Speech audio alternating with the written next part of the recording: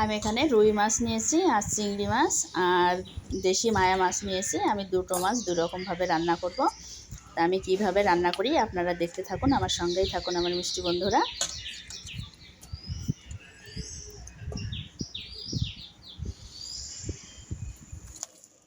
তো আমি দুই রকমের মাছটা একই প্রসেসে রান্না করব।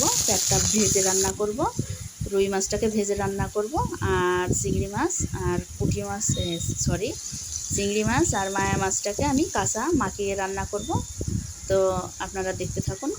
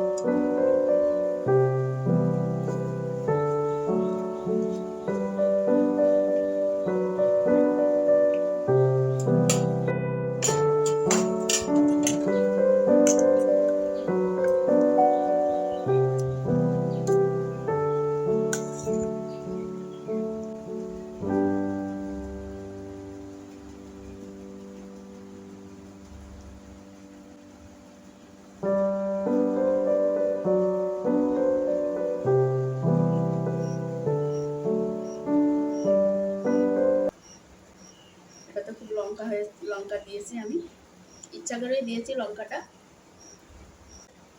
তো আমি আজকে আমার মন মতো রান্না করেছি। আমি এখানে 2 রকমের মাছ রান্না করেছি। আমি রুই মাছ আর চিংড়ি মাছ দিয়ে মায়া মাছ দিয়ে রান্না করেছি। মায়া মাছটা একটু চচ্চড়ি করেছি, কাঁচাটা মায়া মাছ দিয়ে চিংড়ি মাছ দিয়ে কাঁচাটা চচ্চড়ি করেছি।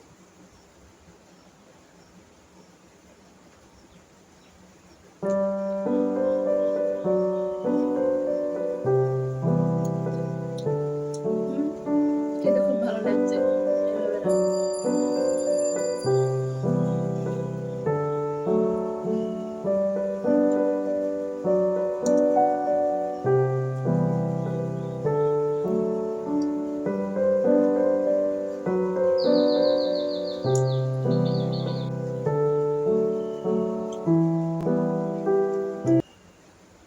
রুই মাছটাও খুব টেস্ট হয়েছে, এভাবে রান্না করেছি। রুই মাছটাও খুব সুন্দর খেতে হয়েছে, সুস্বাদু হয়েছে।